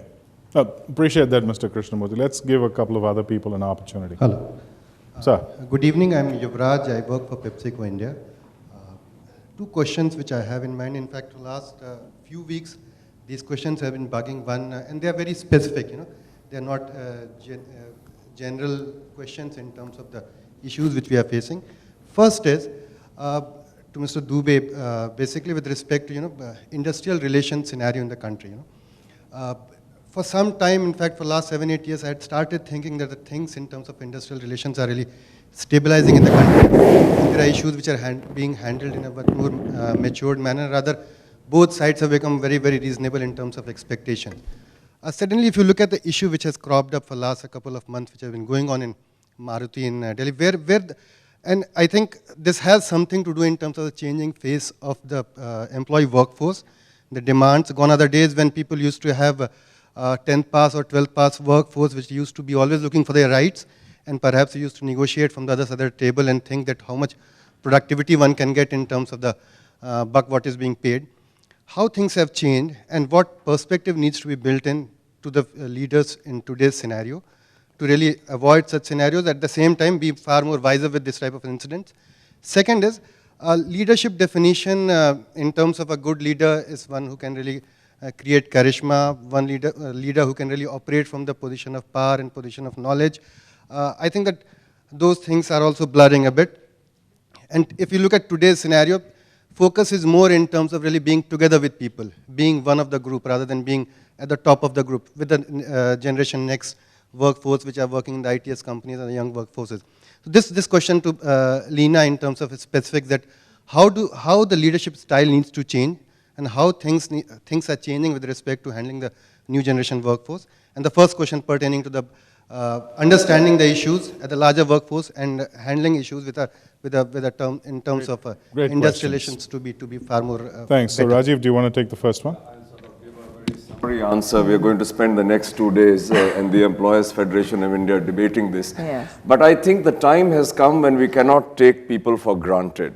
Aspirations are changing, the level of awareness is changing, and the disparity is becoming bigger. So I think we really have to be far more sensitive about the disparities that we are creating, and the disparities are of all kinds. The one big one is contract labor. There's contract labor, there's permanent labor, there's white collar, and there is blue collar. So I think we have to be very mindful of the growing disparities that are coming up in corporate India and the growing aspirations and the greater knowledge that people have that they can change the state of affairs. And those people who are going to be insensitive to that are going to have problems. I don't know what the answer is, because at the same time we have to be competitive. But I think we have to find different answers to competitiveness rather than just by controlling cost. And by cost, if we focus only on the wages that you pay to labor. And Lena? Yeah, I must add a little bit to what Rajiv said, because we handle 96 trade unions on a daily basis, and it's a subject of great passion for me. And of course, the rising militancy in trade unions is something that gives me a lot of concern too. But the key really is inclusive growth. If 80% of a workman's salary is going to buy food today, we will have a problem. So it is time for employers to introspect a lot more and see how inclusive are we being in this prosperity story of India. Is it really inclusive? What is happening at the lowest quintile of population, lowest quintile of people that we are employing? What's really happening? So there's a whole piece of work done there, and I really put the onus on employers in a big way in setting this right. And of course the trust building, etc., that needs to be there, but fundamentally answering some questions on wage, on answering questions on how we've treated contract labor, you know, minimum wage philosophy in so many of our progressive organizations. We really need to challenge those. But it's a full day session by itself. Please come tomorrow. Rajiv and I are both debating on this issue there. You can come and spend some time. On your second question, yes, managing a new generation in the workforce, and then sometimes managing 2 or 3 or 4 different generations in the workforce at the same time is an interesting challenge of our times. And I think what's being looked at, a kind of flexibility in the way you manage people.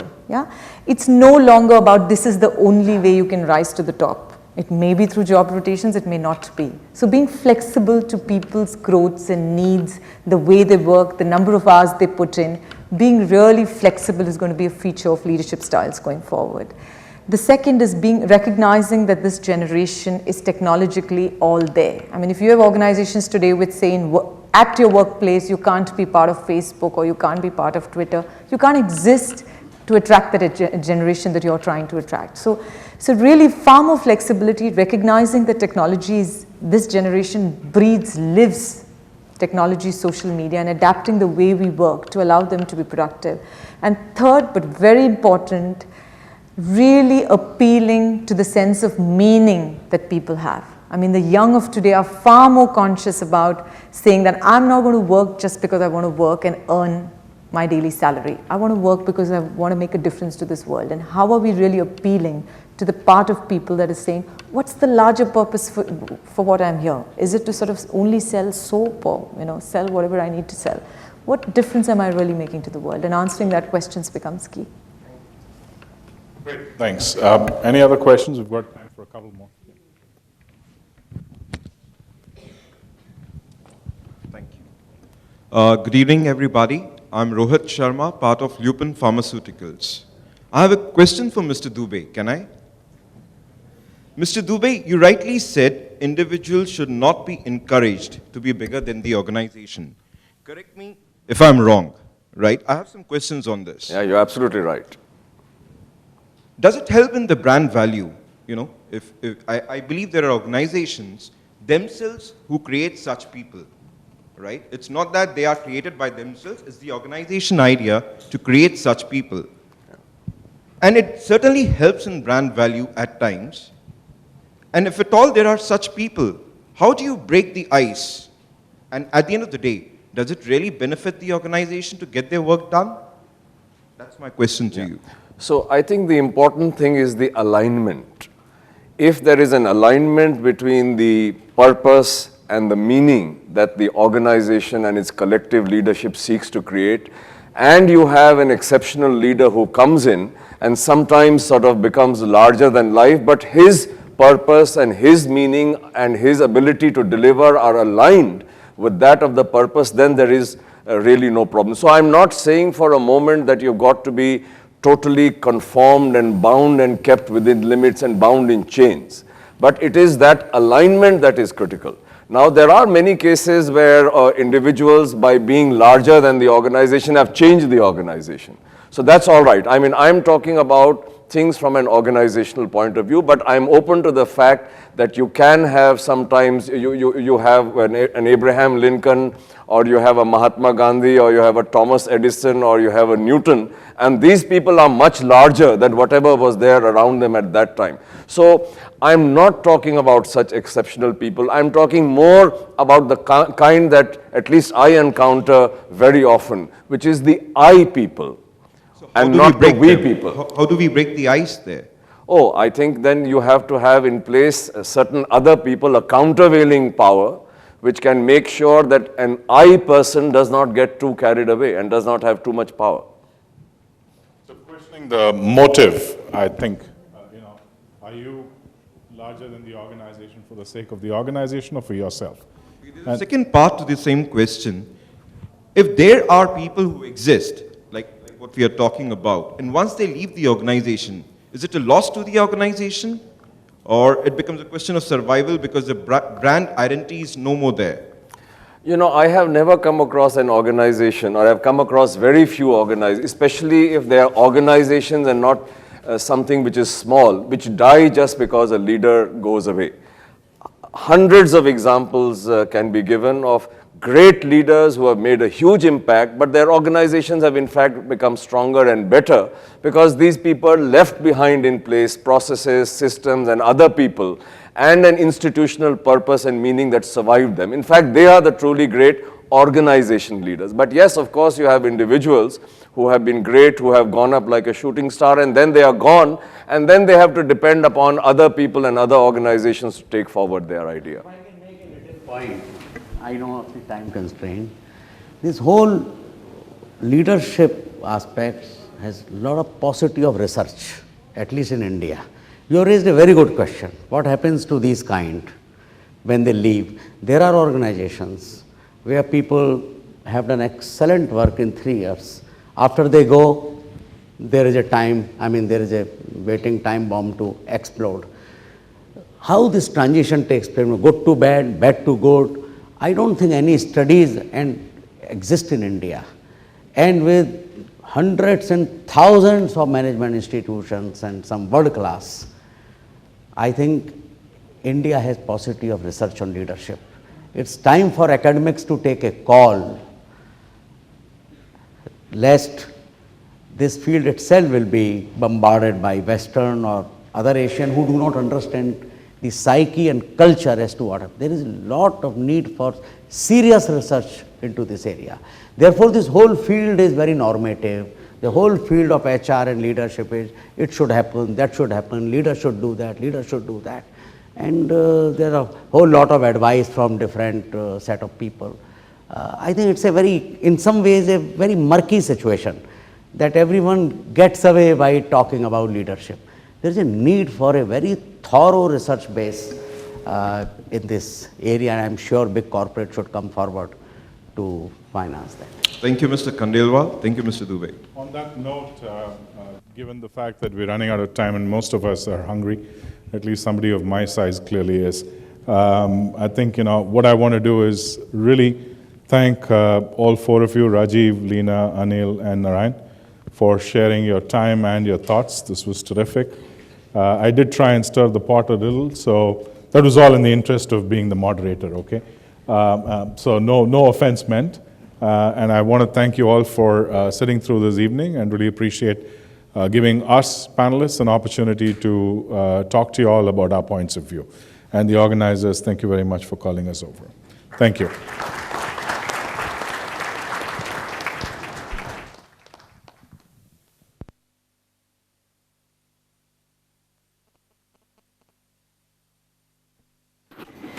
Thank you. It was a pleasure to have you all here and sharing your experiences with us. If I could please request Professor K.K. Sinha from BIMTech to please join us on stage and giving away these mementos to the panelists.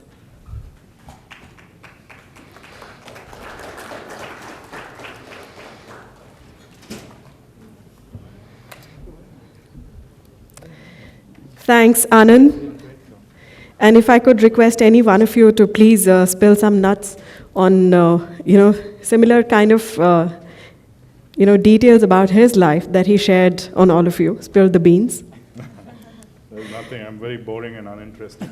So you're going to, Professor Sinha is going to give Dr. Khandelwal's book to him as a memento. Nice one. May I request Professor Sinha to please present first to Anand. We'd like to thank you. Thank you.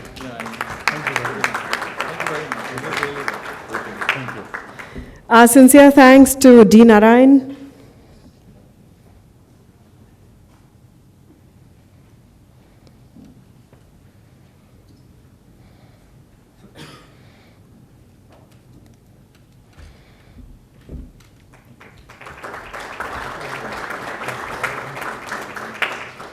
Our sincere thanks to Dr. Khandelwal, and he's not getting his book.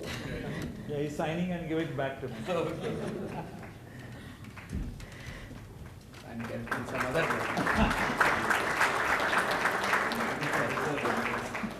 Thank you, Leena.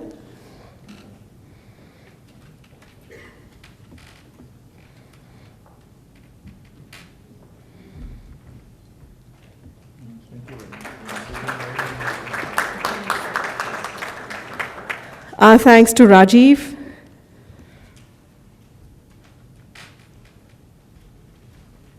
I can come there, Rajiv. No, that's fine.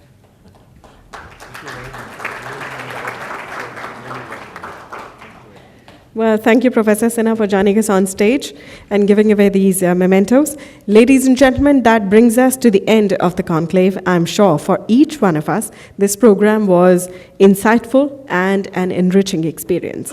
On behalf of BIMTech, People Matters, and Aon Hewitt, we'd like to thank our associate partners, Monsanto and RupeePower.com, and our television partner, NDTV Profit, the panelists for their fantastic efforts, and all of you, a big round of applause for our wonderful audience. Before I invite you all to please join us for dinner, here's an important announcement. The presentations and the reading material, as well as the link of the NDTV Profit program, will be shared with you by email. So please ensure that you have left your business card in the registration desk. If you have not done it yet, please make sure that you do it during the dinner. You will get these links once the program has been aired on television. Well, on that note, we'd like to thank you all once again. We close this event here. The dinner and the cocktails will get started, and we request all of you to join us and have a wonderful evening ahead of you. Thank you.